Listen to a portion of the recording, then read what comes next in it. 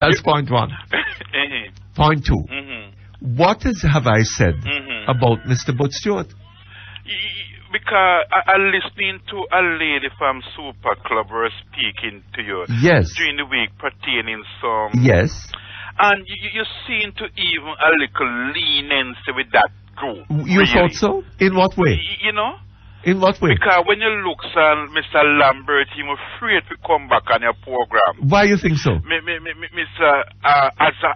Zaka, who used to come on your program, also afraid to come back on your program. Well, but why? But the point is... Why? Why? Because you really... You know, I heard you say that... Hold on a little bit, sir. Hold on 1 minute. If Mr. Butch Stewart comes onto this program, first of all, on the telephone, right? Or Mr. Zaka does the same, or Mr. Lambert does the same, right? You think that I'm going to be able to pick up a club and club them in the head? Any one of them? You're not that or to type. take up a gun and shoot them or something like that? You're not that type. So what would they be afraid of? They hold on. They wouldn't be afraid of my clubbing them with a piece of wood, right? Or a piece of iron, right? Sticking them with a knife, shooting them with a gun, right? Because to begin with, I wouldn't even know where they are located. Yes. And I don't know why anybody would think that I would have a wish to do that, right? But put the worst face on it.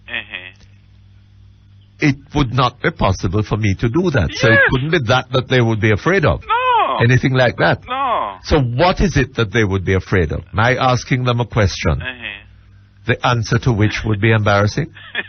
Mr. Perkins, I heard you say that after interviewing Michael Manley, you say to yourself, what the hell am I have against this man? Because this man is the best. He's such a nice person. He's, well, an exceedingly charming person. Right. Yes. So I am saying, if you get Butch Stewart to come in the studio. Yes. And to sit. Which I have done. All right. And you have done that. And see and that. he left unscathed. I mean, he didn't have a scar on him to where I had hit him with anything or stuck him with anything or shot him with anything. Right. So let me ask you this. So what would they be afraid of? Let me ask you this. Have you seen Butch Stewart a person who have done a lot for Jamaica? All right. That is, I don't know what the relevance of that would be, sir. All right. Right? I'm not making any judgment on the work of Mr. Butch Stewart. Yes. Right? Except insofar as it relates to the issue that we were discussing, the issue of Air Jamaica, and what Mr. Gallimore said in Parliament. And what Mr. Gallimore said in Parliament, there has been, I don't know, have you heard what we broadcast of it? Yes, man, and I listening. But I just talk about Mr. Now, hold on. Was Mr. Gallimore in that speech attacking Mr. Butch Stewart? No, I don't see it. Hold on again. Was Mr. Gallimore in that speech attacking Mr. Butch Stewart? No, I don't see he attacking Mr. You don't see that he was attacking Mr. Butch Stewart? No, I don't see. Then why is it that so many people seem to have an interest in trying to get the public to believe that Mr. Gallimore was attacking Mr. Butch Stewart? As I mentioned that, I was listening a lady earlier in the week. She sounds as if she's about 75, 80 years old. The one that had the cloth over the telephone? You serious? Yes, man. The lady who say you were calling from Mr. Gallimore era? Yes. She very effectively disguised her voice. I thought it was a lady about 75 years old. No, man. Mr. Perkins, you're only saying this to make Mr. Gallimore style look good. No. I don't believe you. You're only saying this to make Mr. Andrew Gallimore style look good. No, the lady was very cleverly disguising her voice. But anyway, She was saying some interesting things. Yes. In the sense, but she was saying that Mr. Butch Stewart was being attacked. Mr. Stewart were attacked. Yes, but didn't she say that? That's my recollection. I think she were, what I noticed she was saying is that the limited time Mr. Gallimore has in Parliament. Yes. He should have used the limited time to address his concern about the people in which he represents in Parliament. Hold on just a moment for me. Ideal Finance Corporation, 17 Ripon Road, Kingston 5, offers competitive interest rates on your investments and attractive foreign exchange rates. 960-6390-4. The time by Ideal Finance Corporation Limited is 10:30.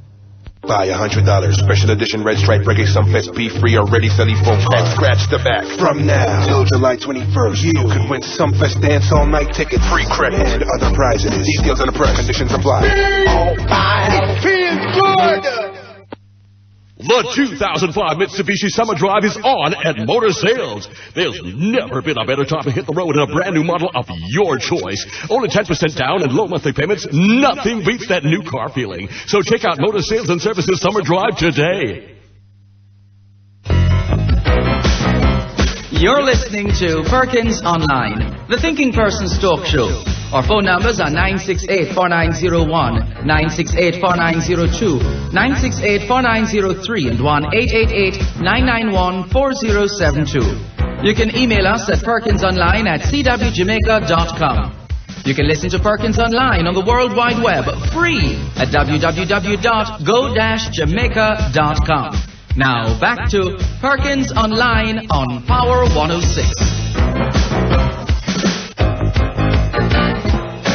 Okay, thank you very much. We're back here on. Yes, man. No, hold on a minute. You have accepted that Mr. Gallimore in that speech was not attacking Mr. Butch Stewart. No. He was more concerned to criticize the government for what it had done in the matter. Am I right? Yes. Okay.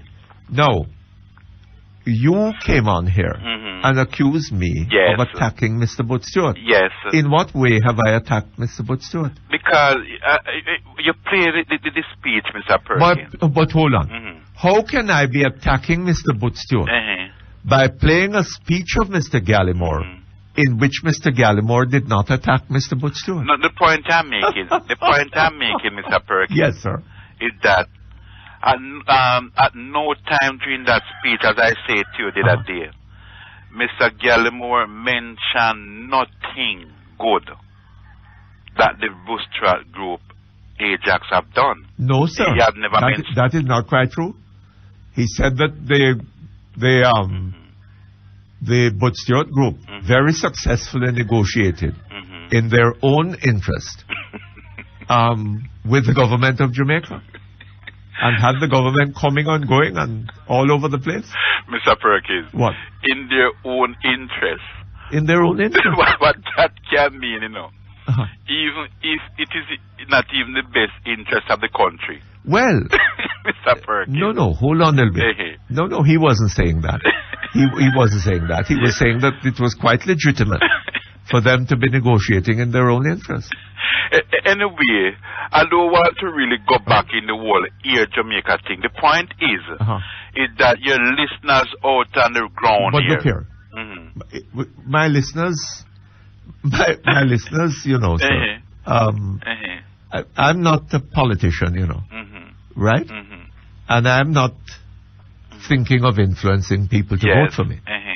I am here to provide people with information and to discuss matters in a way which will be enlightening, right? And to try to help people to understand what is going on, right?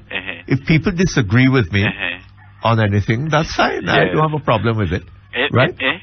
I'm more interested that people think than that they swallow hook, line, and sinker anything that I say. Mr. Perkins, right? Before you go, I have a lovely document here which I get for you. Yes. And I know you and your listeners can love it. Yes. I have to get it to you. What is that? But anyway, time is running out. But I noticed you don't get a chance to discuss the front page of the Gleaner, Sunday Gleaner. Which was with what? your candidate in who you is backing. Who is that? For the leadership of the PNP. Who is that? Dr. No, you're backing Portia Simpson. I am backing Portia Simpson. And I am backing Peter Phillips. You're backing Peter and Phillips. And your friend is backing Omar Davis. Yes, I heard Dr. Omar Davis. Who is my friend? The bankers. Oh, yeah. Oh, gosh, yes, man. Yeah, that's Lord, yes. The bankers. And I heard him on Ravashanti last week. Was it? Or the week before? And I heard him on Confuse's television program saying how he was the best thing since sliced bread. But Mr. Perkins. Well, certainly the best man fit to be Prime Minister. You and I heard him this morning on Beacon Thwaites' program. And what concerns me, I don't know, do you have any influence there? I would love to have him on this program, man. You and I are going to discuss that document, but we can't do it today. We want to give the people a What document is this? It is a document. You keep on asking, what is it?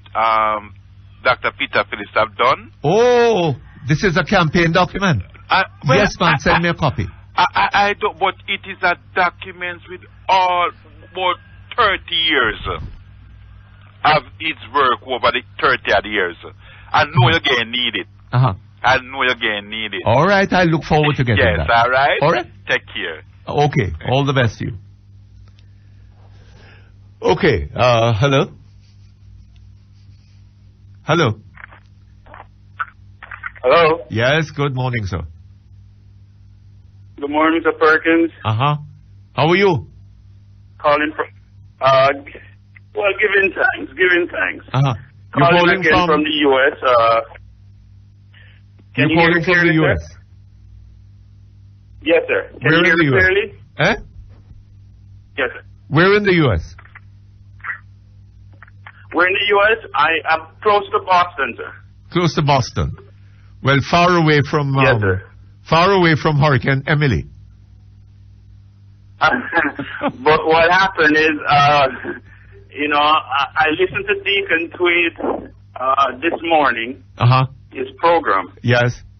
And he had Dr. Omar Davis on the program.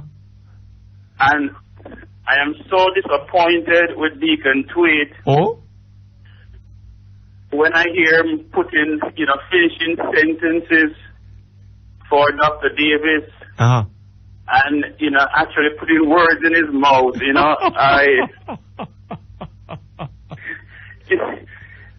one thing that shocks me about it is, it reminds me, when I listen to Dr. Davis, it reminds me of a story I heard many years ago when I just came to the U.S. And it was a man somewhere in Texas. He unpainted a $5 bill, a U.S. dollar. And he tried to sell it. He tried to pass it off, and he got caught. Yes. And end up doing federal time. He ended up doing time. I guess life, whatever period of time life is, about 25 years, 30 years. But that $5 bill was auctioned. Was auctioned? And it was auctioned off and sold for $1 million. Are you serious? Yes, sir. And it was said that the man had a $1 million ability, but sold it for $5. Yes, sold it for $5 and a life term. A life term. And when I hear Dr. Davis and see the Jamaican government and the direction that they're going, yes, not only are they, they're hurting the Jamaican people, but in the long run they're going to hurt themselves and others. Oh, yes? How? Because, you see, what is happening is, the government, when a lot of these intellectuals, so-called intellectuals, they have mixed psychology in the politics of the nation. Learned how to push the buttons of the grassroots people. Yes. in a way to get them to respond violently. Because one of the statements Dr. Davis made this morning was, when people are illiterate, you don't waste, this is like he said, you don't waste resources on the people who are illiterate. Oh, he said that? Yes, sir. I was shocked to hear, it's like he's saying, why bother to break down? Break down and to a level where, so much resources is needed, and it would take to educate the percentage of the illiterate and the unlearned in the country, that we will forever have this problem existing. I must go back and listen to the tape. And another issue, sir? I must go back and listen to the tape. Yes, please do. But Deacon Tweed seemed starstruck. Starstruck? This morning I wish to God, Omar Davis would call your program. Well, I would love to get him, so I will call him I'd be happy to have him here. But I rather doubt that he's going to come. These mental maneuvering, you see, that they're doing. And tiptoeing. I think they're sitting down and saying, oh my God, I wish this hurricane would hit the part of Jamaica. Why? Because to them it produces a legitimate excuse for saying some of the resources, if they are pending, are going towards these areas.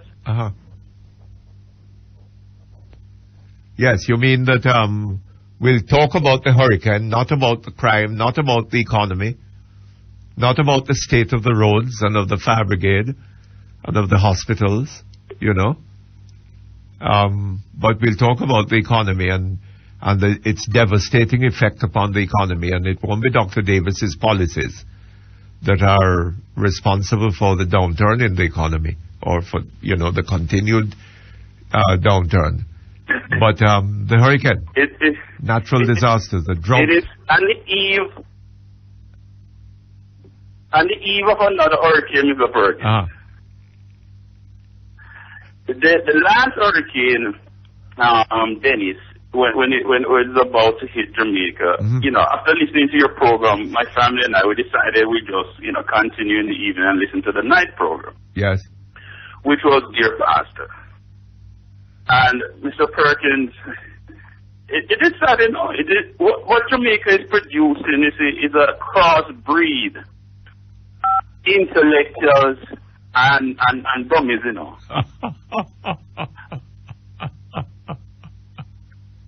Why do you say a thing like that, sir? Mr. Perkins, when a man holds an office of a pastor, and on the eve of a hurricane, hurricane pending to struck a country that is already failing. And the topic you can choose that night is what a man wants in a woman. Well, that's the kind of program he runs. And I suppose... then he puts up... The first thing he does is to say, I am not discussing any issues. I'm not discussing any religious issues. So there's so many, on the same radio program that you're operating on, there are so many people who are giving a forum for change, Mr. Perkins. And using it for self-indulgence? Well, I don't know. It was maybe it is calculated to entertain people and to take their minds off.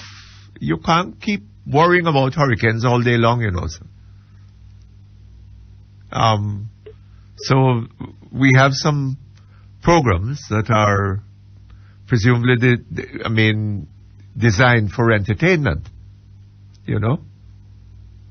But Mr. Perkins. Yes. If one party in Jamaica is failing or has failed miserably, and the other party, I cannot find a definition right now that is appropriate, and I want to be, I want to be, I'm not a politician. I'm not into politics. I love the island. Somebody suggested on this program that they need some turpentine. Some what, sir? Turpentine. He said, my God. He said that when he wanted his donkey to move, he put some turpentine under its tail.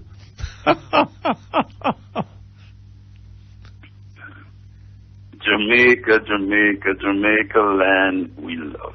Yes. Mr. Perkins, God bless you, sir. All right, sir. Thank you very much. It's good of you to call. Okay, we take a break. We come back shortly. Okay, you guys, for breakfast it is either mackerel and banana or ackee and saltfish. What about dumpling? Quick cooking, quick eating. The breakfast gas from IGL. Get connected to the blue cylinder. What about callaloo and susumba? What about dumpling? The time by IGL is 10:45. Stewart's Hardware now at 82 East Street, Old Harbour, 75 Manchester Avenue, Maypen, and Bustamante Drive, Lioneltown has the best hardware supplies. Open on Sundays in Maypen and Old Harbour. Stewart's Hardware, where the customer is first every time.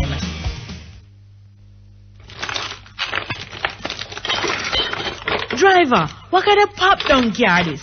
Your front end no good. You want to say, we need some quality new and used parts straight from Japan, but the auto parts store them out. So you never hear about Y&M Auto Parts, Lower Main Street and Auto Bay St. Mary. You can build a car at Y&M Auto. Just arrived at Y&M Auto Parts in Auto Bay. New and used auto parts straight out of Japan. Y&M Auto quality parts at affordable prices. Call 996-9663 or 2245. Struts, transmission, radiator, bonnet, fender. You're listening to Perkins Online, the Thinking Person's Talk Show. Our phone numbers are 968-4901, 968-4902, 968-4903, and 1-888-991-4072. You can email us at perkinsonline at cwjamaica.com. You can listen to Perkins Online on the World Wide Web free at www.go-jamaica.com. Now back to Perkins Online on Power 106.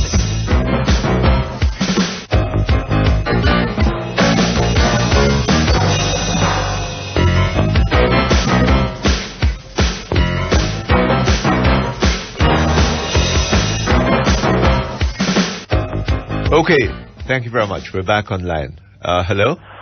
Hi, Mr. Perkins. Oh, is that Dr. Gomes? Yes, Mr. Perkins. How are you doing? Good morning to you. I gather that you're now a human wrong activist. Yes, according to some, less well informed. Well, according to some who would have us believe that they are messengers of God. Yeah, well, I haven't heard of any prophet anointing recently, so. You, Dr. Gomes, yes, you're not sorry for God, no? I think there are so many people who seem to be setting out to give him a bad name. Yeah, well, I think that God, our God, the God of all of us, is above whatever we wish to do with our petty human feelings. Yes, indeed. So, what is happening in the sphere of human rights now, Dr. Gomes? A couple of interesting things, Mr. Perkins, one of which I found out yesterday, and I really am very concerned about. I'd love to share with you. You know that Jamaicans for Justice has had an interest in the Child Care and Protection Act for some years now. Yes. And we've been interested. We made some submissions on the Act. We were sitting in the Joint Select Committee for all of its sittings. And when that Act was passed, the minister promised to bring the regulations within a month. Yes. We never heard. The Act was passed last year, March, and we never heard anything about the regulations. We got a copy of some drafts eventually. We made a. You're fading, Dr. Gomes. I'm sorry, Mr. Perkins. I'm on my cellular. Is that better? Yes, better. And we got a copy. We made comments on the regulations as they were shown to us. We had some concerns about it. We shared those with the ministry. And that was last year. And we never heard anything more. So we wrote to the minister and copied to the CDA, which is a child development agency, earlier this year, asking about the regulations, what was happening with the regulations. And got a letter back. In the interim, I checked with Parliament, and Parliament said that they hadn't had any regulations brought to the House. Yes. We got a letter back a couple of days ago from a child development agency telling us that we would be pleased to hear that, in fact, the regulations have been passed and are enforced and were tabled in Parliament earlier this year. Who was that from? This is from the head of the child development agency, Miss Anderson. Yes. She says, and she copy enclosed for your reference. Yes. So we got what it actually didn't come, but they sent it up the next day. As we got a copy of the Jamaica Gazette Supplement, Proclamations, Rules and Regulations, dated Tuesday, April 5th, 2005. Yes. So I was really astonished. I called the Library of Parliament. They said they didn't have a copy. So I called the Parliament, clerk of the Houses of Parliament, and asked, when was this brought to the House? Because none of those who were part of the group that had made a lot of representations in terms of the Act. Certainly we were not involved in helping to do anything about these regulations. We weren't notified. This is Tuesday, April 5th, a supplement of the official Jamaica Gazette.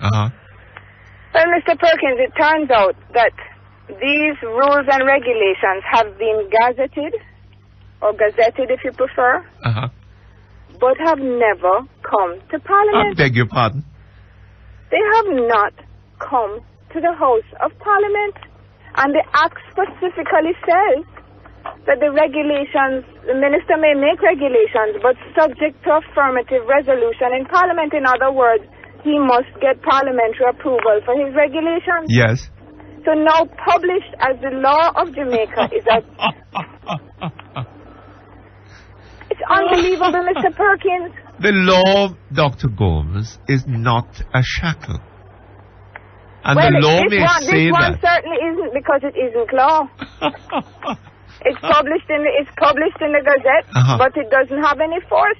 Well, I was referring to the law on the basis of which the Child Care and Protection Act, on the basis of which the minister is supposed to have acted.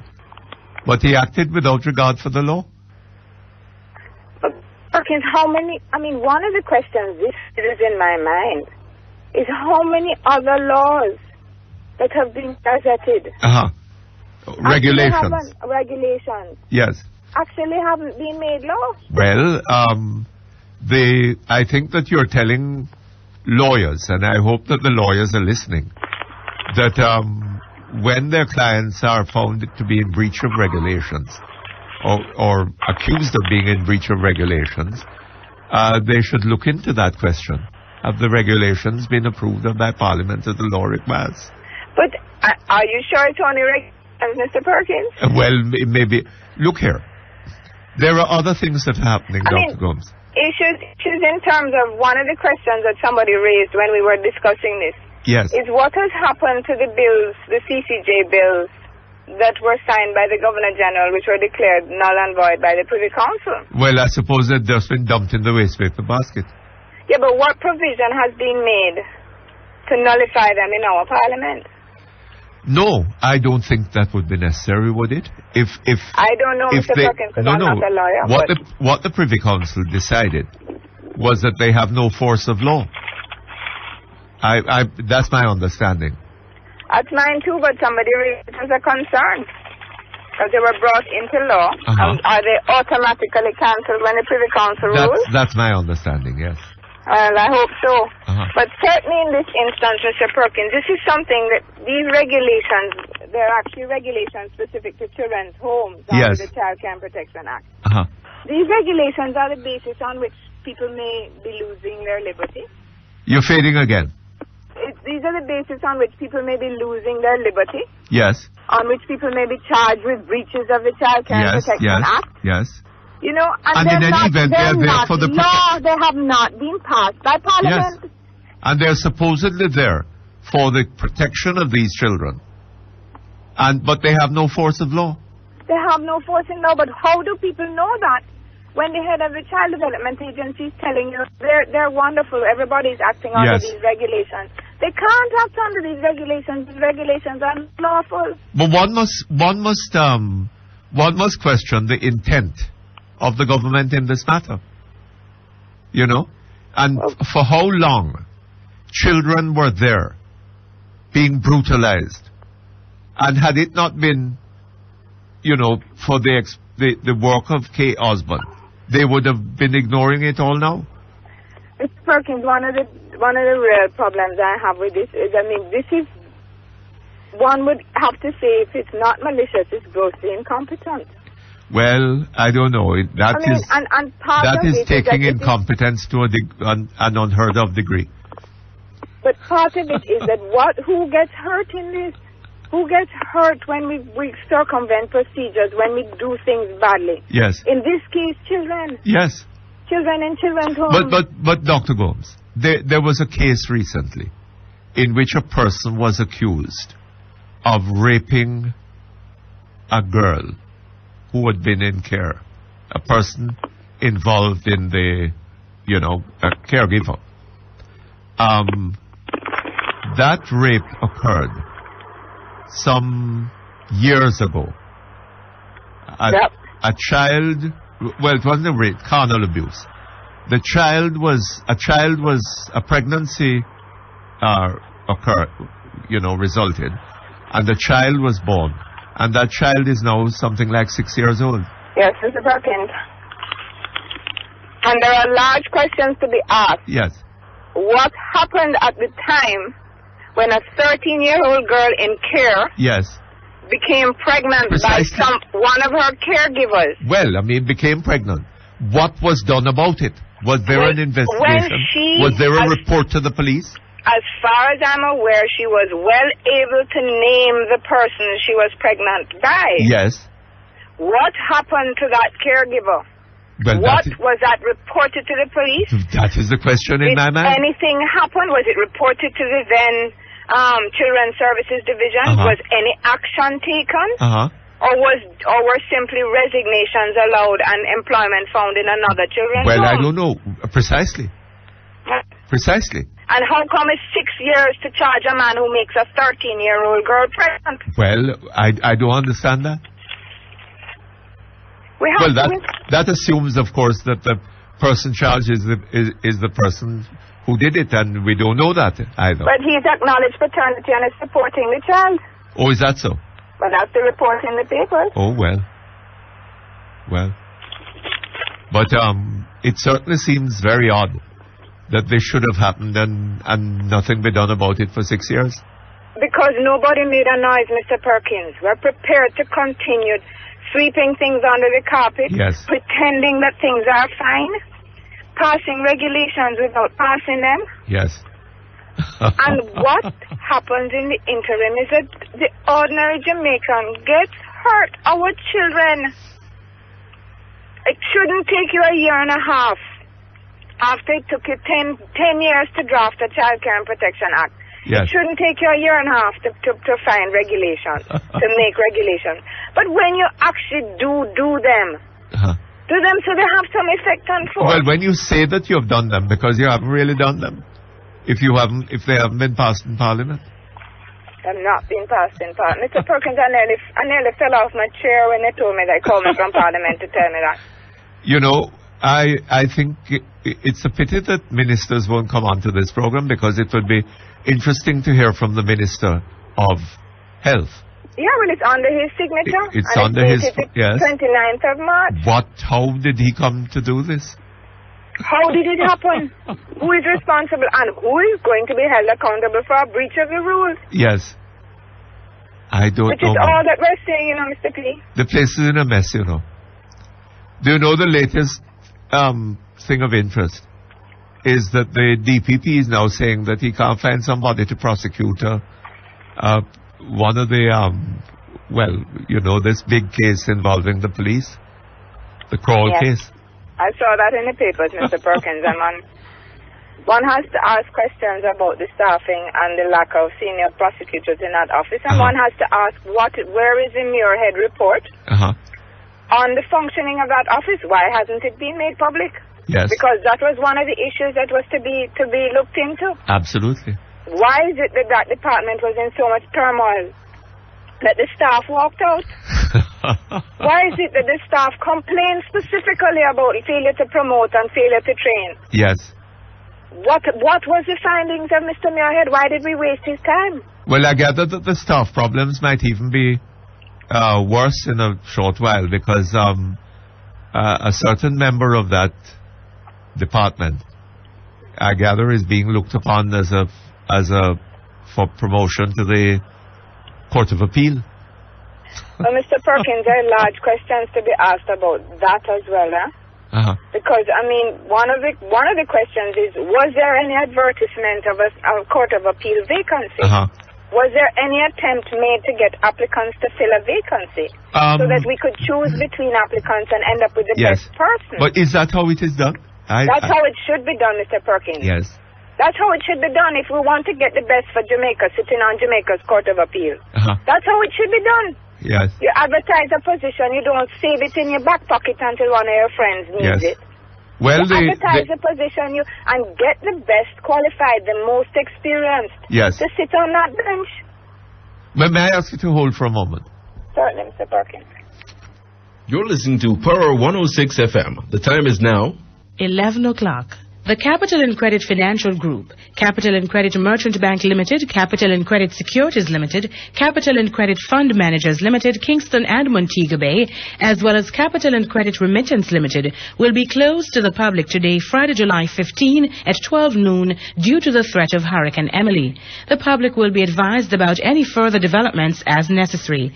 Capital and Credit urges all Jamaica to take the necessary precautions for your safety and to listen for further updates as this situation develops. Call the doctor, quick! Someone call the doctor! Mommy, not do you. Only the windshield broke. Say no damn you say. Call the doctor, Dr. Glass! Call Dr. Glass for all your auto glass needs. Windshield, rear, door, vent, quarter glass for all make vehicles. 237 Marcus Garvey Drive at 3 miles. Telephone 758-3985 or 1-888-Dr. Glass. Thank God for Dr. Glass. Call now, 1-888-Dr. Glass. We deliver. With the approach of Hurricane Emily, the Jamaica Public Service Company is advising its customers that all commercial offices will be closed at 11 a.m. today, July 15. JPS apologizes for any inconvenience this early closure may cause. You're listening to Perkins Online, the thinking person's talk show. Our phone numbers are 968-4901, 968-4902, 968-4903, and 1-888-991-4072. You can email us at perkinsonline@cwjamaica.com. You can listen to Perkins Online on the World Wide Web free at www.go-jamaica.com. Now back to Perkins Online on Power 106. Okay, thank you very much. We're back with you, Dr. Gomes. Hi, Mr. B. According to the report in the newspapers, or was it? No, it was on Cliff Hughes' program that I heard it. But according to that report, which has not, so far as I'm aware, been contradicted, the Chief Justice favors the appointment, but the President of the Court of Appeal seems to think otherwise. Well, I don't know anything about the specifics of anybody's opinion on this. I only know Jamaicans for Justice's opinion on it, and we're very. And what is Jamaicans for Justice opinion on it? We're very concerned, Mr. Perkins. We're concerned about the process of judicial appointments in general, but in this case, in particular. Yes. We're concerned about the fact that the Judicial Services Commission is going to be asked to decide on appointments on the only DPP in our history who's had a commission of an inquiry into his conduct of his office. Which the public has not seen.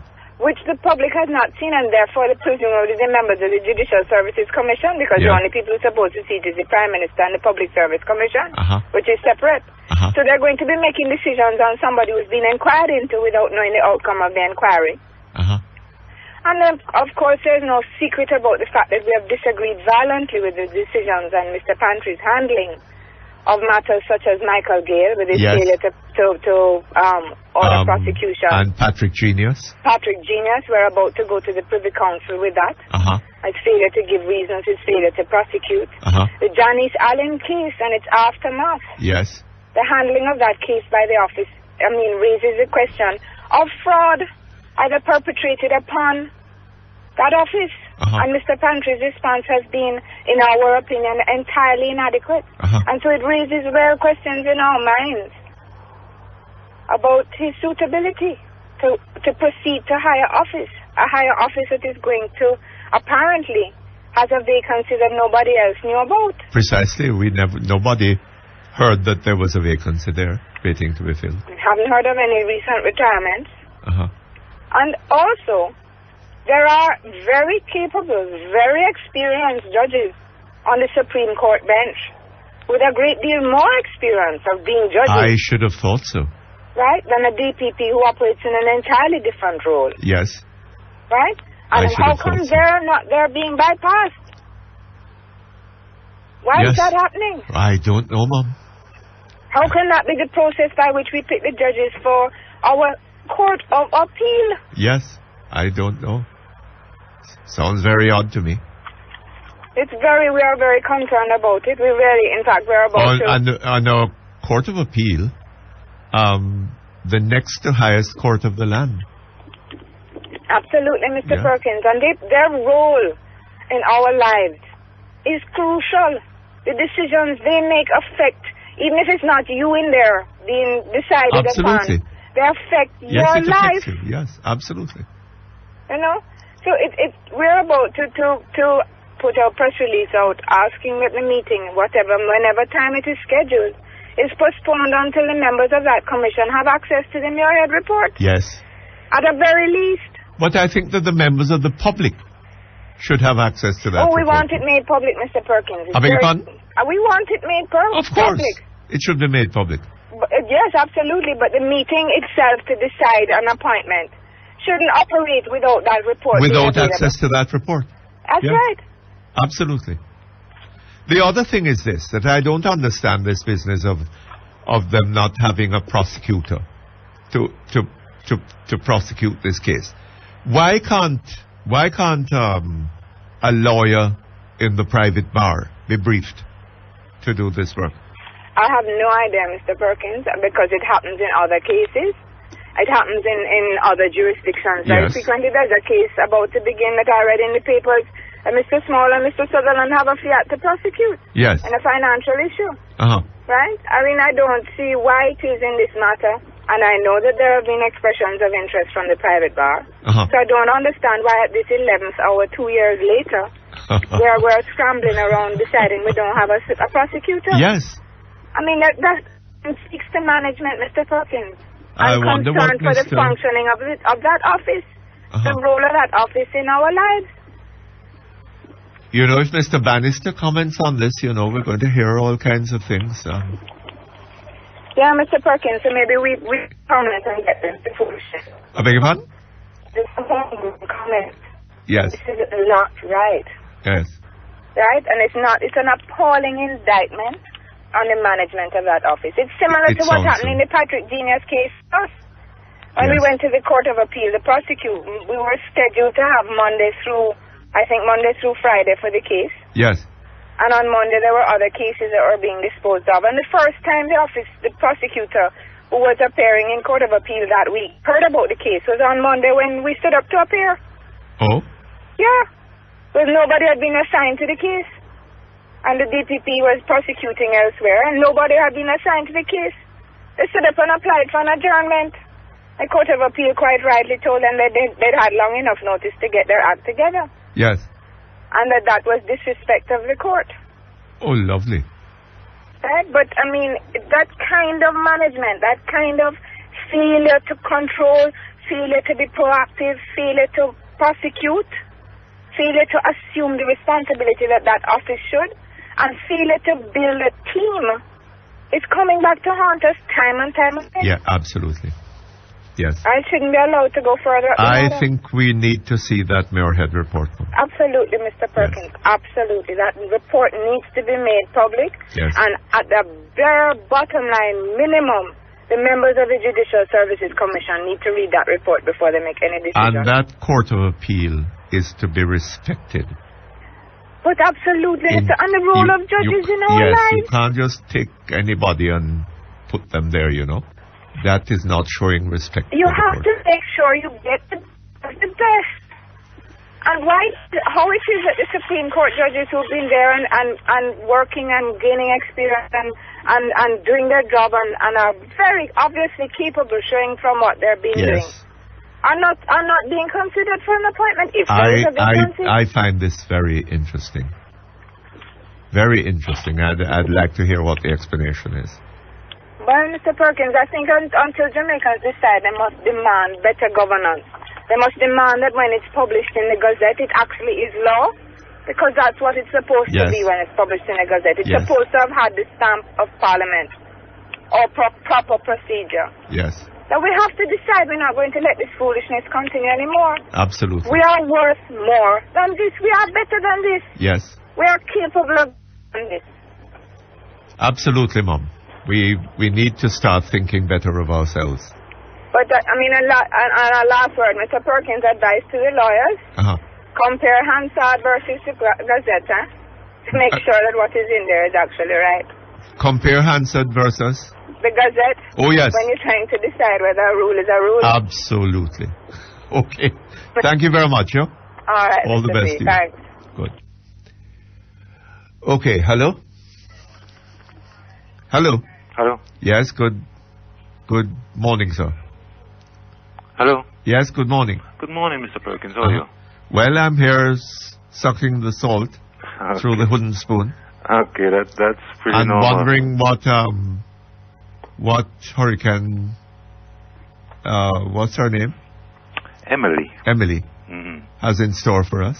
Yes, I've been tracking and watching her movements. But, you haven't been trying to find anything on the Meteorological Office's website, have you? No. I've been using other means. I beg your pardon? I've been using other... You've been using other means. Yes. Good for you. And I've been tracking and you're very fortunate, apparently, that you didn't go the route of the internet. But being a lady, you have to be careful how you track her, Yes. Watching her, and I think... Hopefully, she's going to move a little away from us, but we're still going to have quite an effect. Quite an effect. I suspect so. But something here that you can maybe help me with, because having listened to you on this radio quite a bit, there was a time, you see, I don't know if it's when still... Meadow Grove on stream, the earth and every common sight, to me did seem apparelled in celestial light, the glory and the freshness of a dream. Alright. There was a time when the Air Jamaica was making, not Air Jamaica, Sandals was making certain offers that if you were wanting to plan your honeymoon, you could come down here on a trip for, was it $99 each way to stay, I don't know, a couple of days. Yes, I gather. Well, I was told by Mr. Lynch that this was an idea that he generated. Okay. He worked with Sandals. He produced this idea and then went into an arrangement. It's very odd. He got this idea, right? He was with Sandals. Got this idea and made an arrangement with, I think, the Bahamian airline to take such persons into the Bahamas, where Sandals has an hotel. Okay. Now, it's very odd, isn't it, that he had this idea, but went to the Bahamas with it, rather than talking to Air Jamaica, of which the chairman of Sandals was also chairman. Okay. Wouldn't you consider that a little strange? Well, yes, because I didn't get the impression that it wasn't being done by Air Jamaica. No, Air Jamaica subsequently approached him, he said, with the idea of getting into the act. Oh, I see. That is what he said. Right? All right. Very, very odd. But hold on just a moment. Okay. You're listening to Power 106 FM. The time is now 11:15.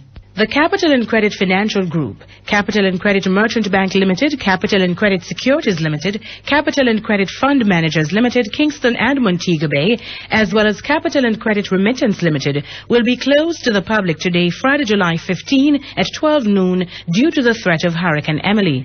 The public will be advised about any further developments as necessary. Capital and Credit urges all Jamaica to take the necessary precautions for your safety and to listen for further updates as this situation develops. Buy $100. Special edition red stripe reggae sunfest be free already selling phone card. And scratch the back. From now till July 21st, you can win Sunfest dance all night tickets, free credit, and other prizes. Details in the press. Conditions apply. It feels good. With the approach of Hurricane Emily, the Jamaica Public Service Company is advising its customers that all commercial offices will be closed at 11 a.m. today, July 15. JPS apologizes for any inconvenience this early closure may cause. You're listening to Perkins Online, the thinking person's talk show. Our phone numbers are 968-4901, 968-4902, 968-4903, and 1-888-991-4072. You can email us at perkinsonline at cwjamaica.com. You can listen to Perkins Online on the World Wide Web, free at www.go-jamaica.com. Now back to Perkins Online on Power 106.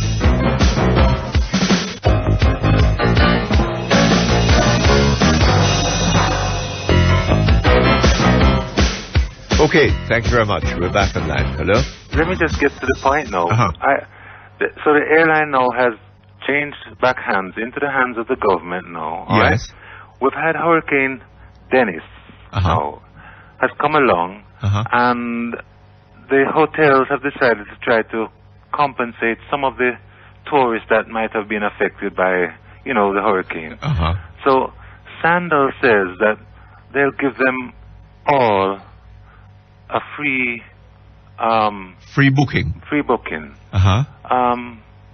They can come back and have another holiday. Yes. The only thing that they will have to do is pay the airfare. Yes, they won't. They're not.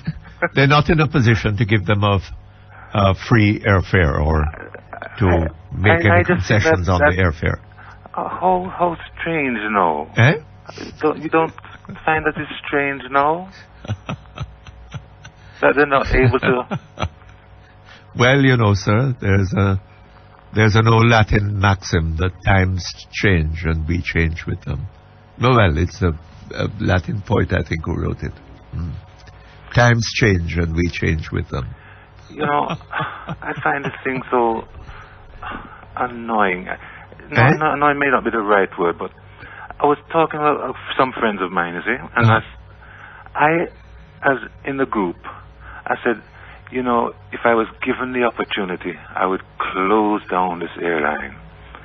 Yes. And one of the guys said to me, you really have something wrong with you. What happened? You don't have no friends or relatives connected with the airline. I says, it doesn't really matter. What do I have to do with it? I'm dealing with the facts. Yes. I said, government used to run it. They were having a hard time. They couldn't do it. They had to sell it. They sold it. It had an even harder time. Yes.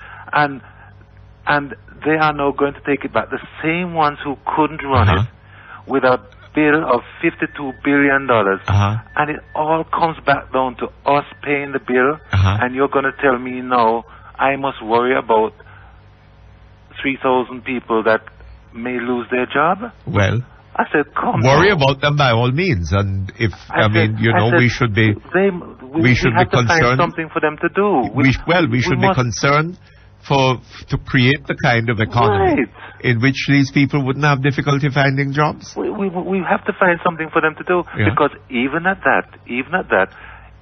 they're going to try to make it work, they are going to have to lay off some of those same people. Yes. So some are going to have to go anyway. Yes. And the rest are going to stay there at our expense still.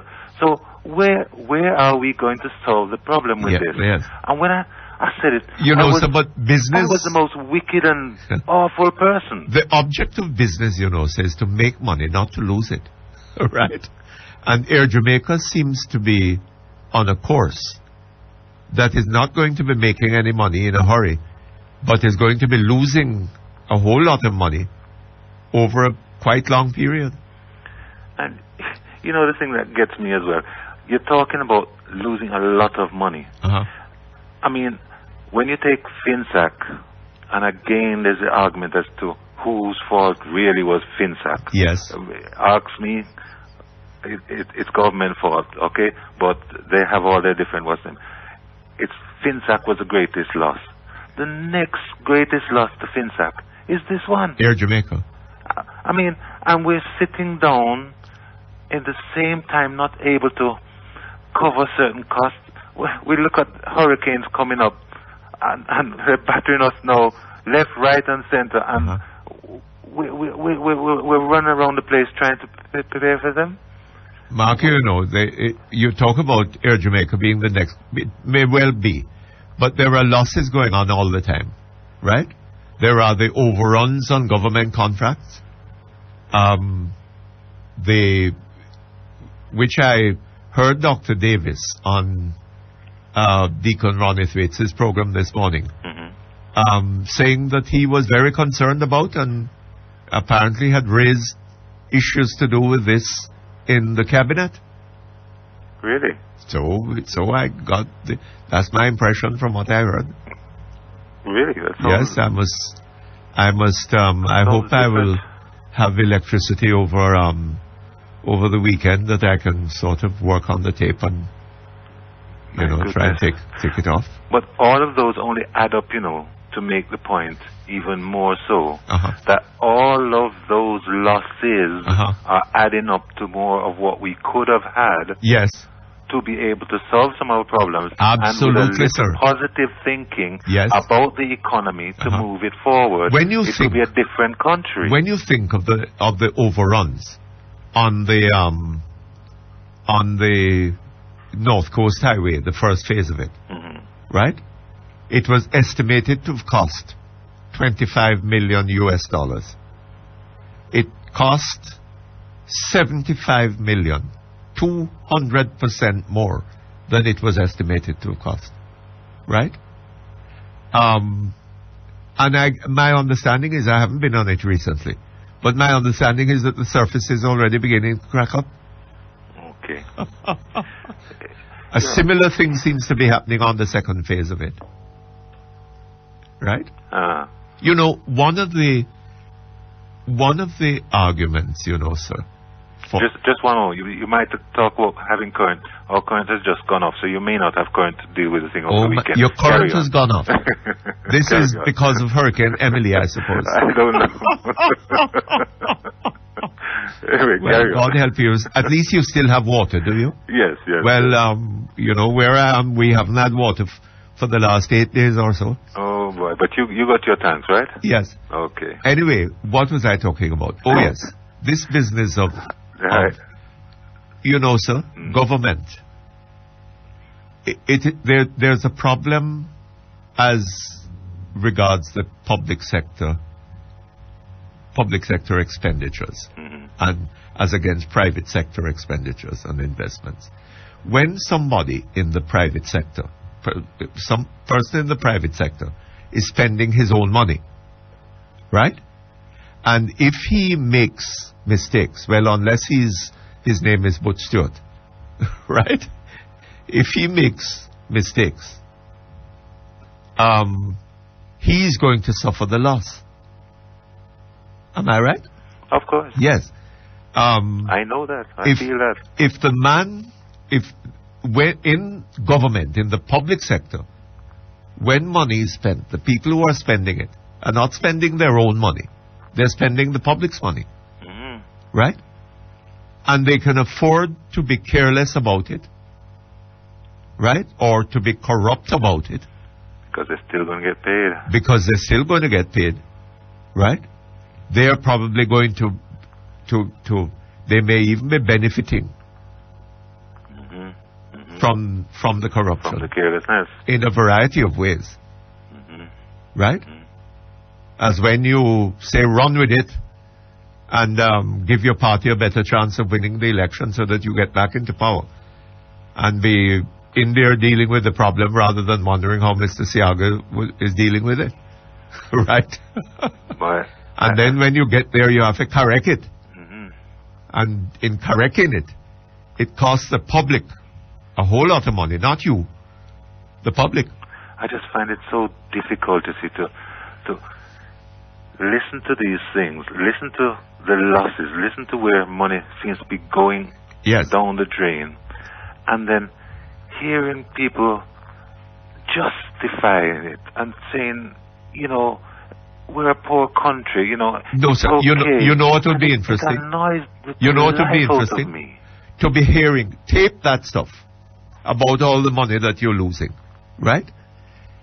Get to have a tape recorder in your car, play it, while you are driving through some of the inner city areas in Kingston and seeing how people are living in those areas, right? And bumping in and out of potholes and all this kind of thing, right?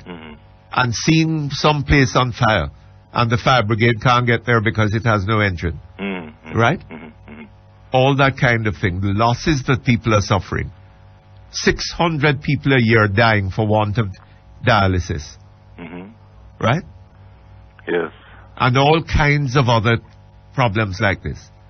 And money just going down the tube, left, right, and center. Right?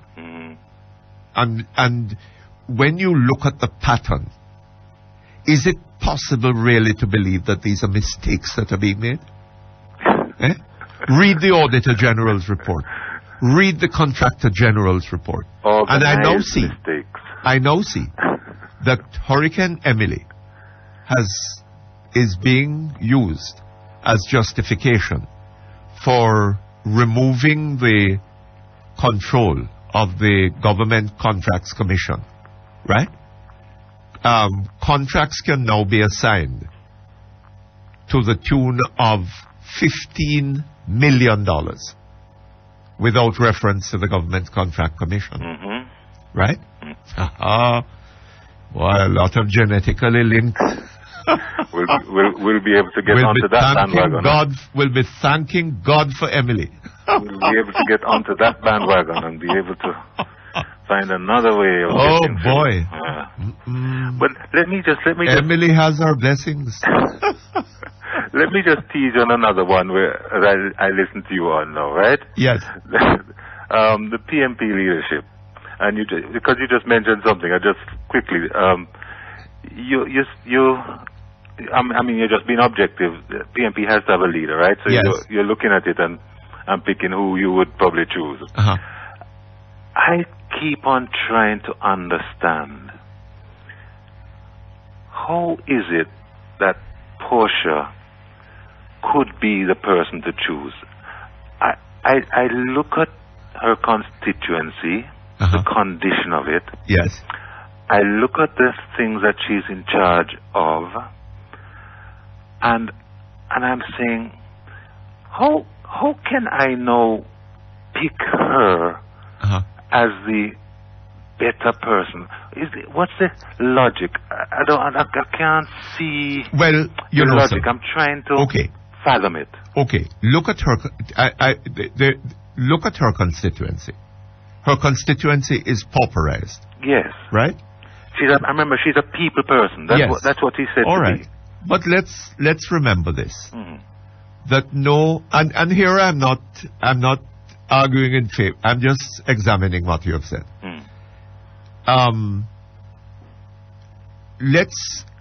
There is no MP who controls the resources that would make his constituency better off, right? What Portia Simpson's constituency needs, as Peter Phillips's constituency, as Mr. Golding's constituency, as all the other constituencies, what they need is for people to have opportunity, right? For new economic policies to be in place that would attract investment, that would make it possible for people to get jobs by creating a demand for their labor, giving them the opportunity of earning decent money and so on, etc., etc., etc. But that's exactly the right way. That's not the way to get rid of the garrison. Yes, that's the only but way. That is not within the power of any single MP.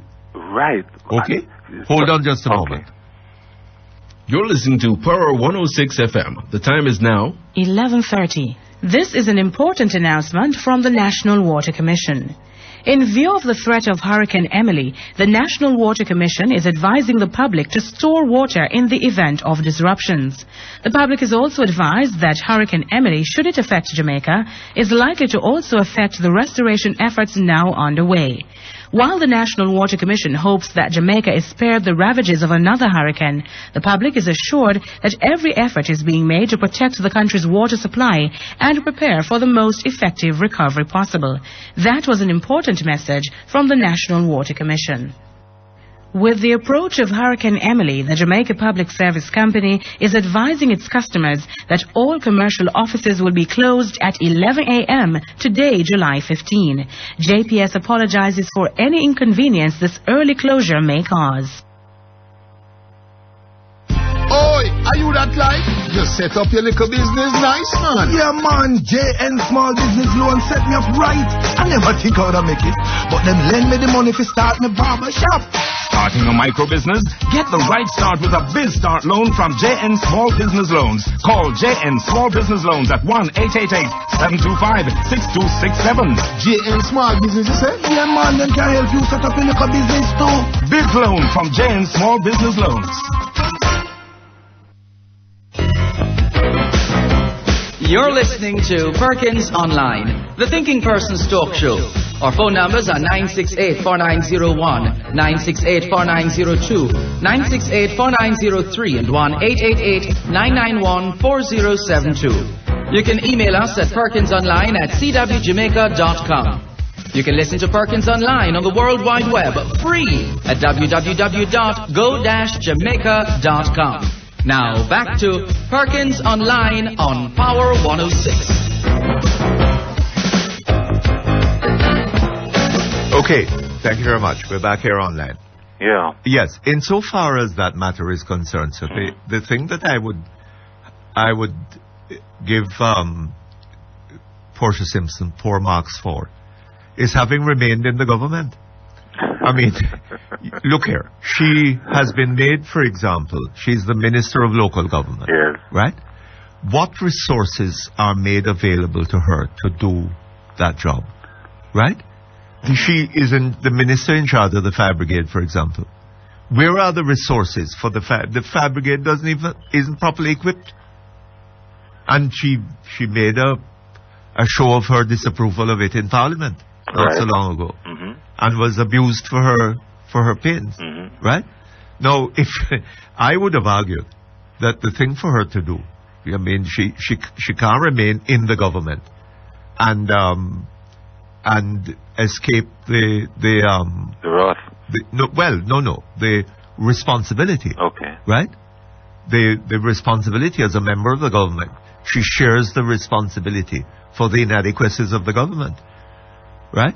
But then so do all the other candidates, and many of them to an even greater extent. So you feel she should have done like the other lady in the PMP in Spanish Town, who looked at it saw it and walked out of it. And said that that she wasn't prepared to hug up gunmen. Right. So she couldn't stay in the party.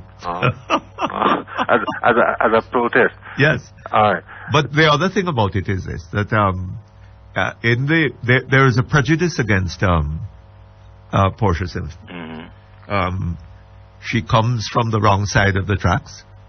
The PNP is a brown-skinned man's party, you know, that drum blair sort of thing. And the thing, and of course she doesn't have a doctorate from the university, you know, which is interesting because I heard a person last night, I think it was on Cliff Hughes' program, talking about people being disingenuous. Well, as far as I know, there's no such word. The word is disingenuous. Right? And this is a man with a degree in linguistics and language. Oh, right. Right? Now, I don't hear Portia Simpson talking like that. I mean, she has her time when she goes talking about drawing her tongue. Draw my tongue. But other than that, she speaks quite acceptable English. Right? Yes. Rather better English than some of the other persons around her. And I, in my view, right, when you compare her with some of the other people that are going for the, I think that she would probably do a better job than any one of them is likely to do. Well, for me, you know, the PMP's leadership is really not neither here nor there. Well, I remember listening to Mr. Golding one time, though, when they were talking about the garrisons and thing, and he decided now to take up a garrison.